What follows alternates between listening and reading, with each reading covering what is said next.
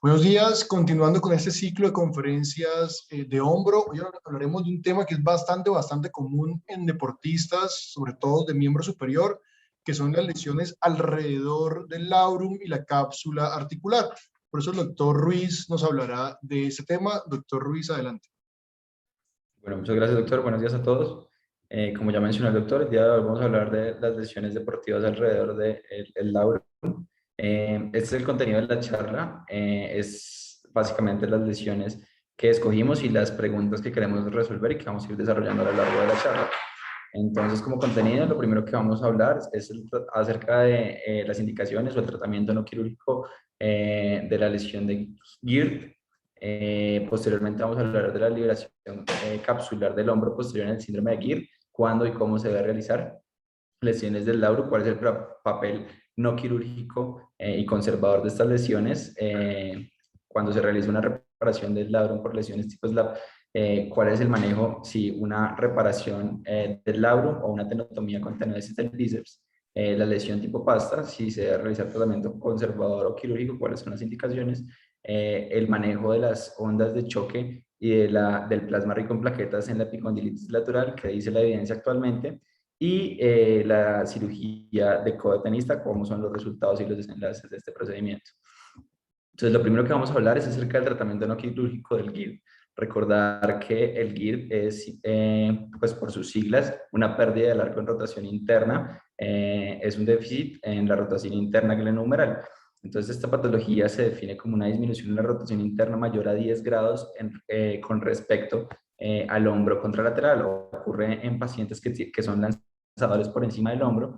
Y pues hay que tener algo en mente cuando nos enfrentamos a estos pacientes, y es que no siempre el tener una disminución de la rotación interna de este tipo de pacientes que pues tienen estos ejercicios repetitivos de lanzadores va a ser necesariamente patológico. Se considera que en muchos casos, muchos pacientes pueden ser asintomáticos, no presentar dolor y presentar más que una condición patológica, una condición adaptativa, donde hay unas alteraciones en la versión de la cabeza humeral que va a condicionar esta limitación en la rotación interna. Lo que es importante recalcar es que van a tener una limitación por la rotación interna, pero el arco de rotación al sumar la rotación interna más la rotación externa va a estar conservado. Entonces, el GIRD, como ya lo mencionamos, es esa limitación mayor de 10 grados con respecto al hombro contralateral, y va a tener varias condiciones adaptativas que se van a generar. Una es la contractura de la cápsula posterior, otra es la adaptación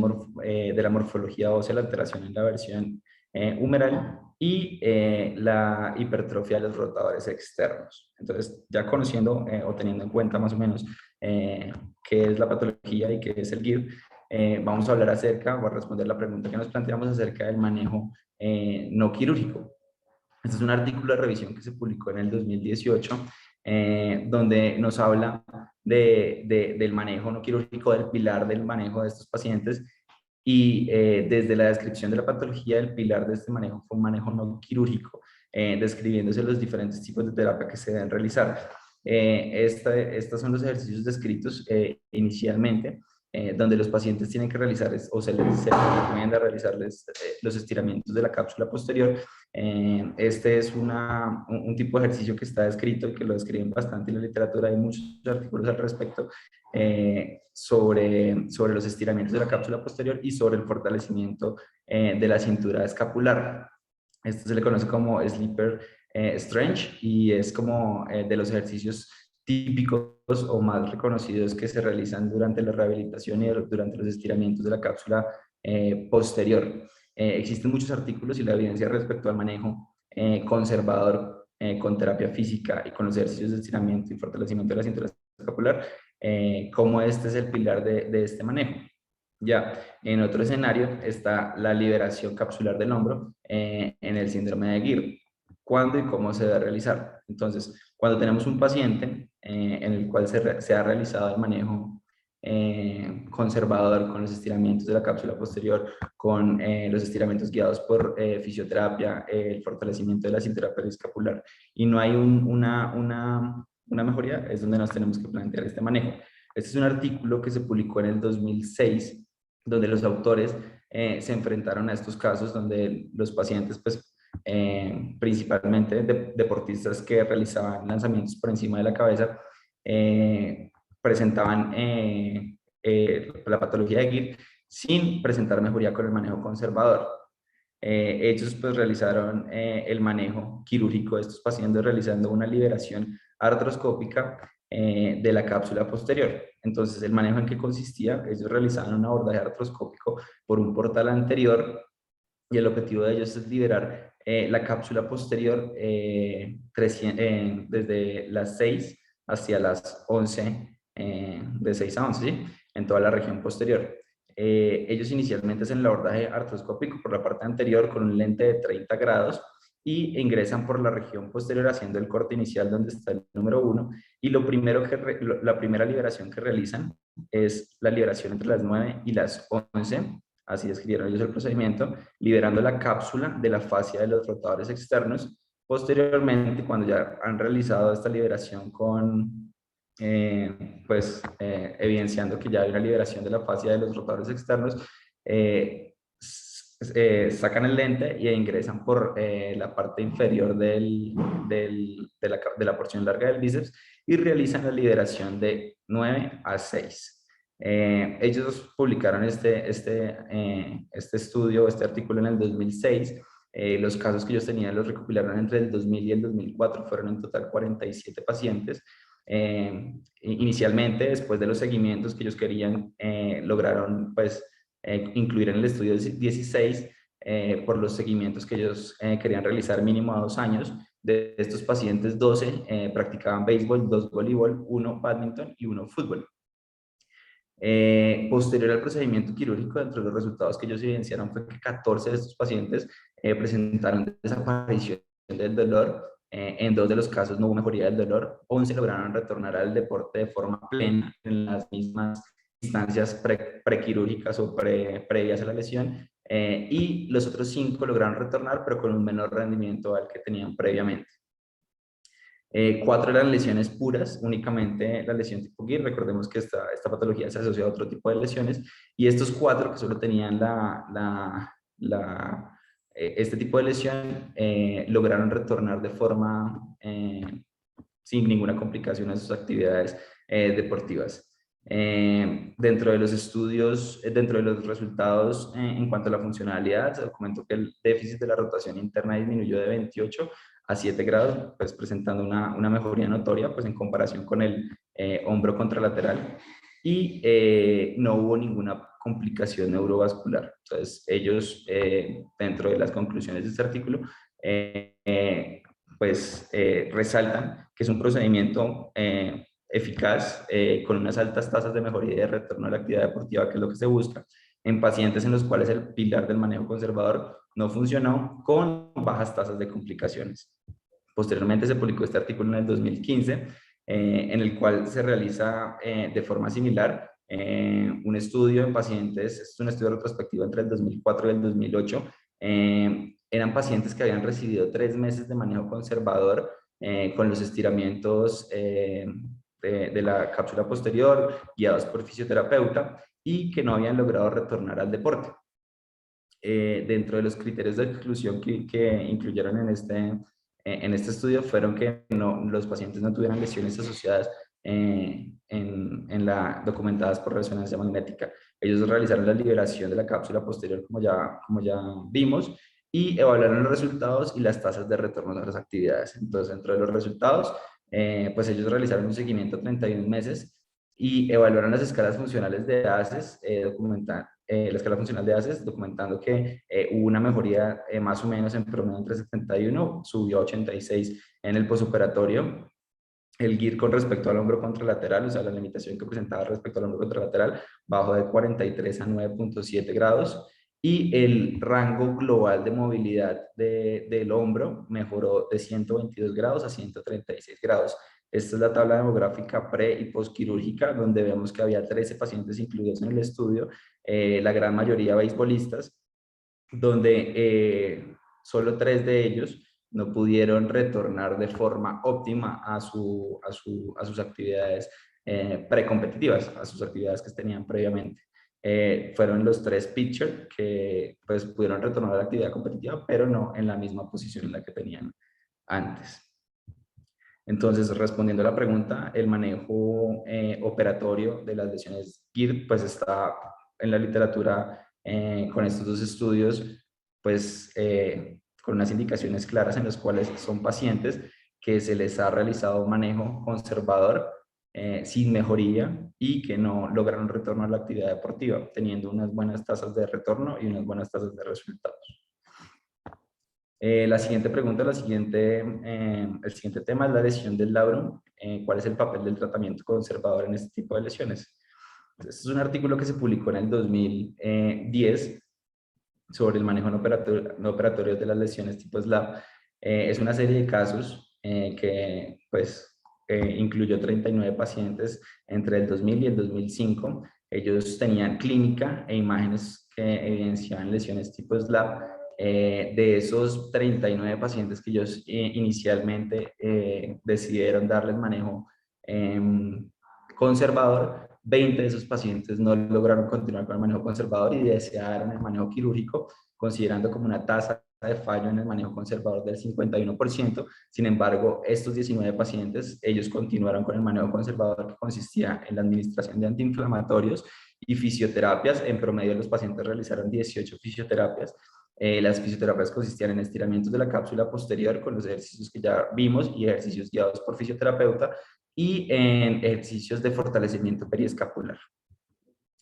Esta es la tabla de resultados posterior al manejo conservador de estos pacientes, de los 19 que pues, logró continuar el manejo, donde evidenciamos que la gran mayoría logró retornar a la actividad deportiva de la misma forma. 2 presentaron un mejor rendimiento previo, pero 5 presentaron un rendimiento por debajo del que tenían previo a la lesión.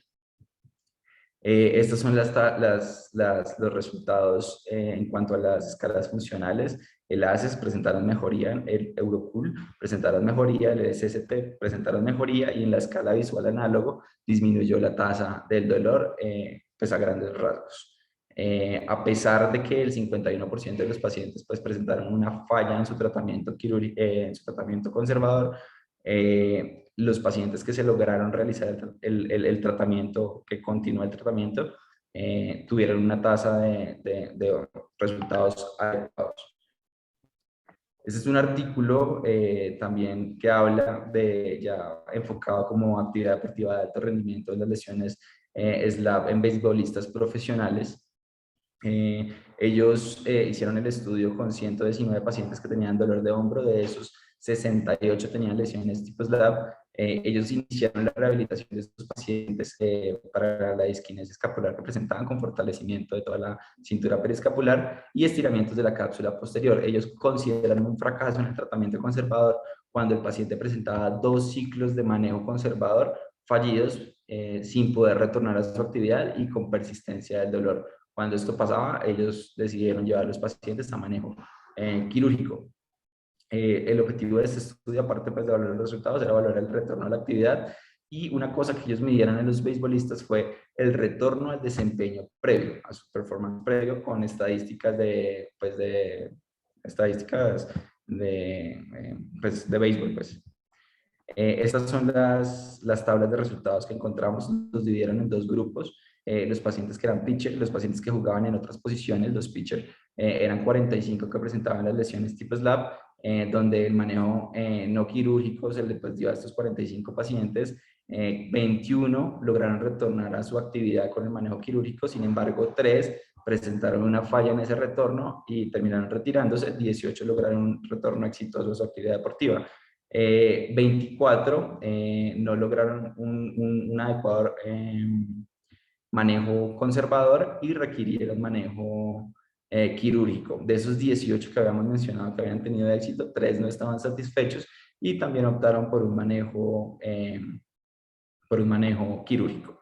De ese total, de esos 27 en total que recibieron manejo quirúrgico, 13 lograron retornar a su actividad deportiva y 14 fallaron en el retorno a su actividad. Entonces, dentro de los resultados y de los desenlaces que ellos me querían medir, en el manejo no quirúrgico, vemos que el 40% logró retornar al juego y de esos que lograron retornar, el 22% logró retornar a un nivel previo, a un nivel óptimo como el que presentaba antes de su lesión. De los pacientes que fueron llevados a manejo quirúrgico, el 48% de los pacientes logró un retorno al juego y el 7% presentó, pues, solo el 7% logró un retorno óptimo al juego. En cuanto a los pacientes que no eran pitchers, sino que presentaban otras posiciones, vemos que fueron 23 jugadores. Los 23 recibieron el manejo no quirúrgico, 10 lograron retornar al juego, uno de esos presentó una falla y pues tuvo que retirarse, y 9 lograron un retorno exitoso. 13 recibieron manejo quirúrgico, de los cuales solo 2 fallaron, y 11 tuvieron un retorno satisfactorio. Entonces aquí es donde cambian un poco las cosas. Aquí vemos que los porcentajes de retorno son muy similares, sobre todo pues de retorno al juego, y los pacientes, el retorno a su nivel previo era peor en los pacientes que presentaron un manejo quirúrgico. Sin embargo, acá vemos como los pacientes con una menor demanda, de los que recibieron manejo no quirúrgico, el 39% logró un retorno al juego, el 26% un retorno a su nivel previo, y de los que recibieron manejo quirúrgico, el 85% logró un retorno al juego y el 54% un retorno a su nivel de desempeño previo. Entonces, pues aquí ya se ve como una clara diferencia. Y pues también vemos, y de las conclusiones de estos dos artículos, es que el manejo no quirúrgico de estos pacientes no, pues, no está contraindicado, es un manejo que de hecho en los casos en los que funciona siempre se debe intentar realizar un manejo no quirúrgico, y cuando funciona tiene buenos desenlaces, unos desenlaces óptimos con altas tasas de retorno, pues tasas aceptables de retorno y tasas de retorno a un nivel previo de actividad. Entonces el manejo quirúrgico sí está indicado, y pues se debe intentar en la medida de lo posible. En cuanto a la siguiente pregunta, ya hablando del manejo quirúrgico, la pregunta es reparación del labrum o tenotomía del bíceps. Entonces encontré estos artículos. Esta es una revisión sistemática donde hablan pues comparan diferentes estudios, los desenlaces en cuanto a tenotomía y en cuanto a reparación del labrum, tenotomía con tenodesis.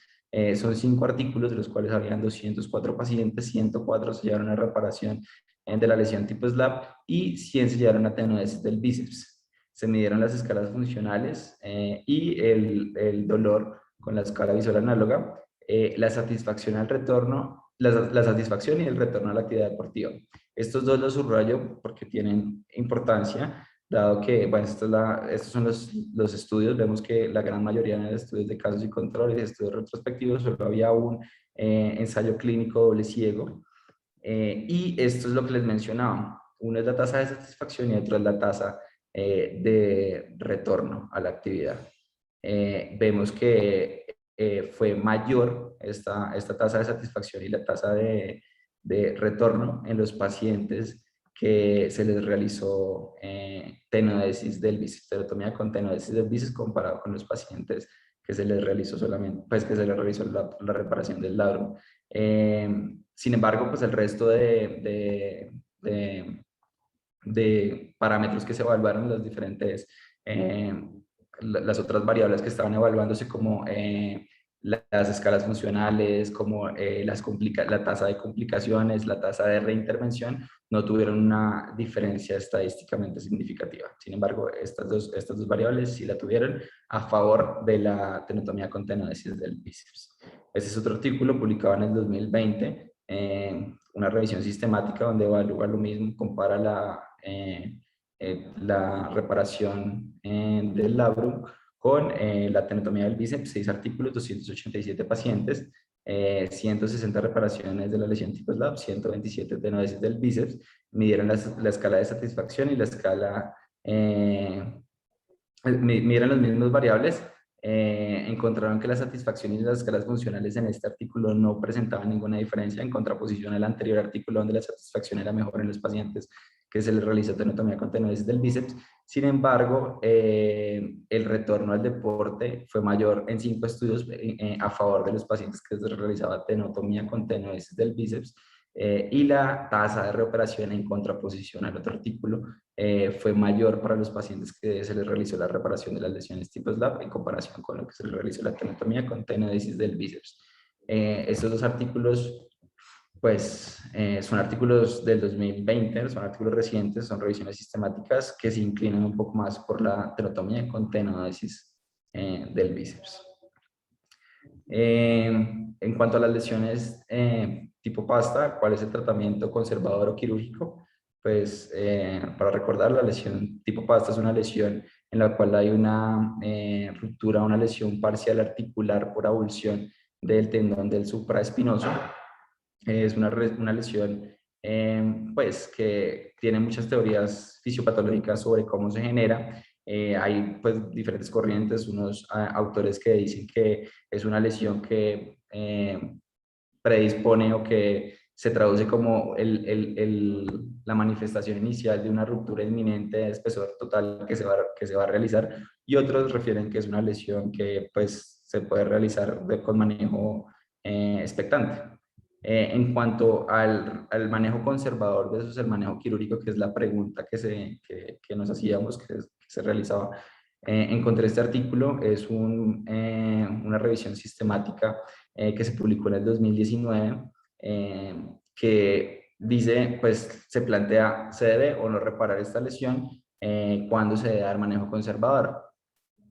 Entonces, se incluyeron 29 artículos de texto completo en esta revisión sistemática, dentro de los que se incluían ensayos clínicos, estudios biomecánicos cadavéricos y series de casos. Dentro pues, de todos estos estudios, una cosa que llama la atención es que ninguno de los estudios evalúa la historia natural de la enfermedad y ninguno de los estudios hacía una comparación entre un manejo conservador no quirúrgico versus el manejo quirúrgico. La mayoría o pues casi pues todos los estudios que se realizaron eran comparando técnicas quirúrgicas o pues los estudios cadavéricos. Sin embargo, ninguno comparaba el realizar un manejo expectante porque no hay protocolizado un manejo conservador para este tipo de pacientes. Entonces, aquí hay una gran brecha para responder esta pregunta, porque ninguno de los estudios o dentro de lo que encontré en la literatura habla del manejo conservador de estos pacientes. Entonces, pues, cito textualmente una de las conclusiones del artículo, y es que, dada la falta de controles de manejo no quirúrgico, no hay una evidencia en la literatura actual para guiar la toma de decisiones sobre si una de las lesiones pasta definitivamente requiere reparación o si se puede tratar de manera no operatoria. No hay estudios que comparen el manejo no operatorio con el manejo quirúrgico. Entonces, pues, no hay protocolos estandarizados y esta es la gran limitante. Entonces, dentro de los manejos quirúrgicos que se realizan, dentro de las conclusiones que sí pueda dar esta revisión sistemática, es que los manejos quirúrgicos que ellos explican son muy heterogéneos. Ellos comparan procedimientos quirúrgicos y en la mayoría, o pues en la gran mayoría de los casos, presentan mejoría del dolor de los pacientes, presentan una adecuada retorno a sus actividades deportivas, perdón, y unas tasas de satisfacción alta.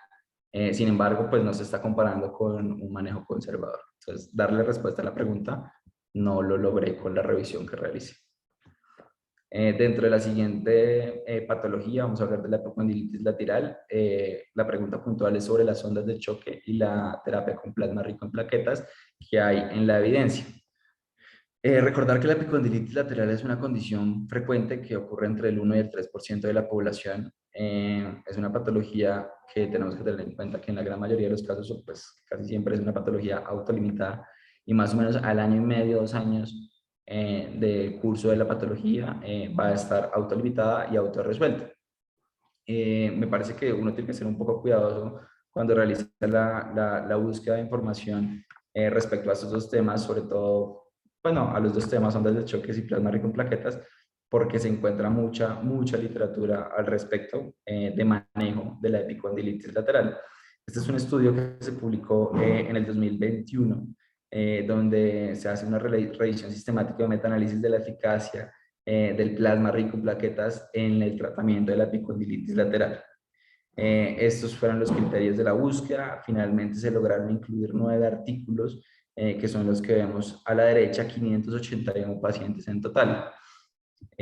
Con estos artículos, las conclusiones o los resultados que encontramos es que el plasma rico en plaquetas mejora significativamente la escala visual análoga del dolor a 3 meses y a 6 meses cuando lo comparan con la aplicación de sangre autóloga. Cuando lo comparan con la aplicación de corticoides, que es pues uno de los manejos que se realiza, las escalas DASH y la visual análoga no tienen ninguna diferencia estadísticamente significativa a los 3 meses. Sí encuentran una diferencia a favor del plasma rico en plaquetas a los 6 meses. Sin embargo, al final, los autores mencionan que el pequeño número de estudios que hay al respecto, la falta de una unificación del tratamiento con la gran heterogeneidad que hay respecto a las dosis y todo, no permite que ellos den una conclusión adecuada ni que digan que no se debe usar ni que lo recomienden. Entonces, pues después de la revisión, ellos dicen que no hay evidencia suficiente respecto al plasma rico en plaquetas. Aún hay varios artículos como les menciono, uno cuando busca esto encuentra muchos artículos a favor, sin embargo, esta es la revisión más reciente y los autores no dan una recomendación de su uso. En cuanto a la efectividad de las ondas de choque en el manejo de la epicondylitis lateral, pasa algo muy similar como el plasma rico en plaquetas, y este es un tema pues controvertido. Recuerdo que se ha discutido en varias revistas. Se realizó una revisión sistemática donde finalmente se incluyeron 16 artículos después de aplicar los criterios de inclusión y exclusión. De esos 27 artículos se lograron 1.871 pacientes, en los cuales hubo varias comparaciones. Una de esas comparaciones era entre las ondas de choque versus placebo. Ellos no encontraron diferencia significativa en el control del dolor ni en la fuerza de agarre posterior a esto. No hay evidencia, esto sí fueron contundentes, no hay evidencia que respalde el uso de las ondas de choque versus el placebo ni versus los corticoides. Entonces, pues, respecto al uso al plasma rico en plaquetas, hay un poco más de duda respecto a las ondas de choque. Sí, el artículo claro dice que no hay evidencia.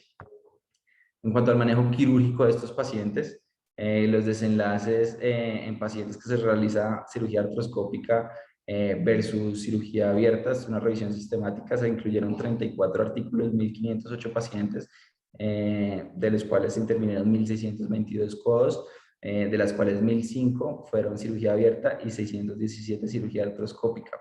Ellos evaluaron el retorno de los pacientes al trabajo de sus actividades previas, la escala visual análoga y la escala de DASH. Las complicaciones que ellos evaluaron fueron varias complicaciones: limitación a la flexoextensión, de la necesidad de cirugías de revisión, la infección del sitio operatorio superficial, hematoma o seroma, inestabilidad del codo, fístula del líquido sinovial,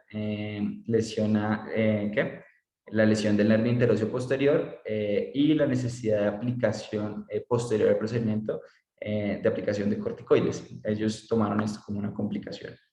Esta es la tabla posterior al manejo, donde vemos los parámetros que comparan la cirugía abierta versus la cirugía artroscópica, el retorno al trabajo con unas tasas similares, resultados buenos a excelentes, la escala de DASH, la escala visual análoga, la tasa de complicaciones donde vemos que es muchísimo mayor, 57% en comparación con un 33% en cirugía artroscópica, y la tasa de satisfacción que es muy similar en ambos pacientes. Las escalas funcionales también fueron muy similares.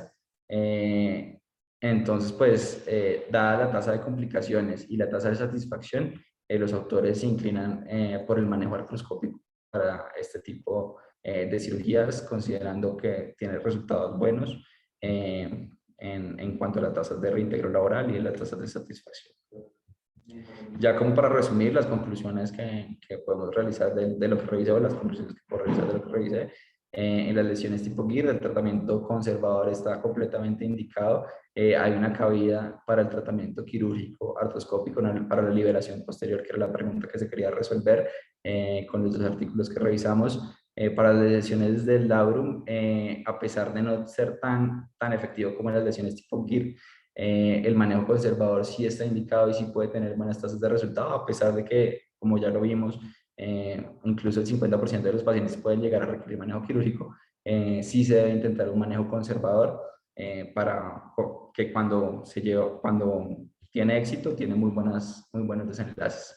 Las lesiones tipo pasta, como vimos, no hay una evidencia del manejo conservador, no hay estándares que protocolicen el manejo conservador de estos pacientes y no hay estudios que realicen una comparación del manejo conservador versus el quirúrgico. Todo lo que encontré fue de manejo quirúrgico y comparación de técnicas.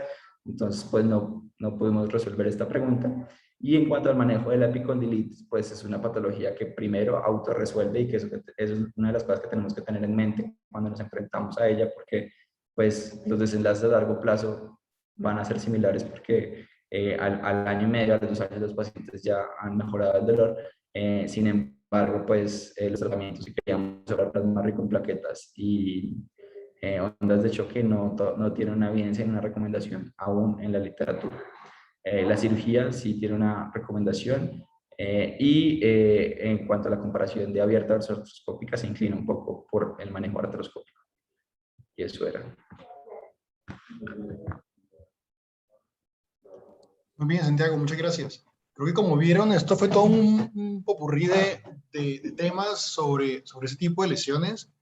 Y dos comentarios antes de darle paso al doctor González que me gustaría oír sus comentarios. Uno, que muchas de esas lesiones en deportistas se pueden prevenir si hay una revisión periódica de los deportistas. Digamos que uno usualmente no arranca teniendo ya de un día para otro una lesión, a menos que sea un trauma directo.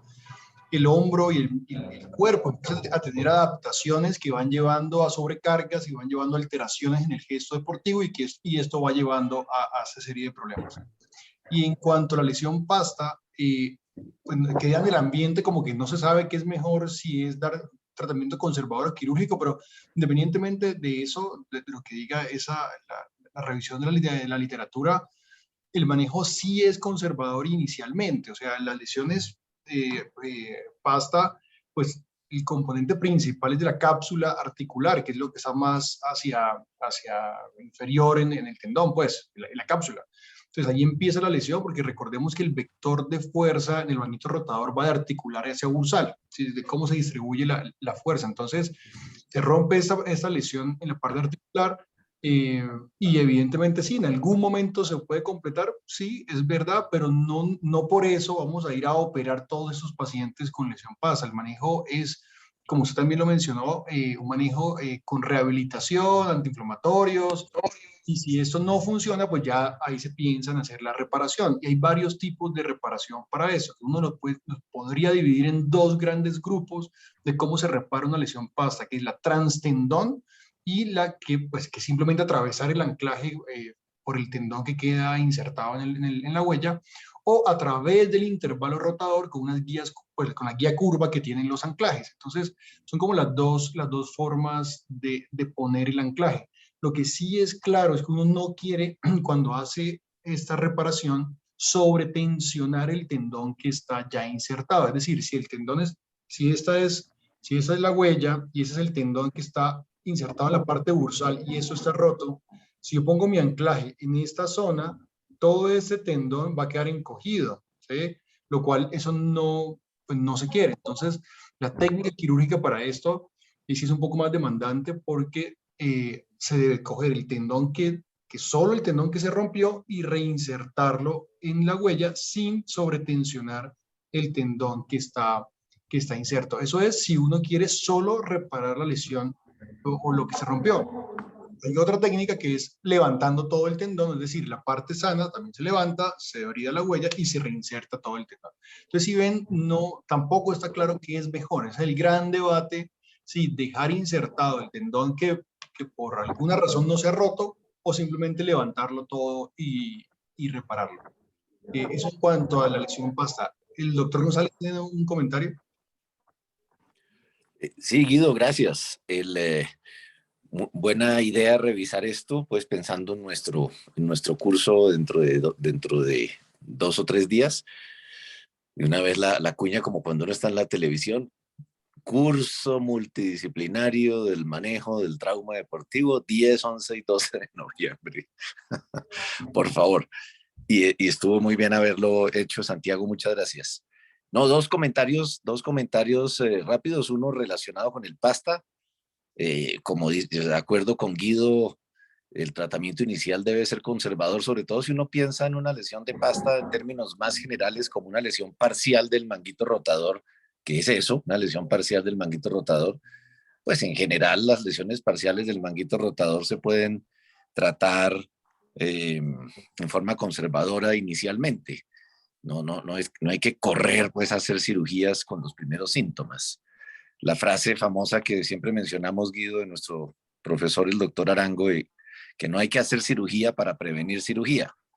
Entonces, si uno estuviera seguro 100% que estas lesiones van a terminar en cirugía, se van a completar y van a terminar en cirugía, pues sí, perfecto, hay que operarla entonces lo antes posible.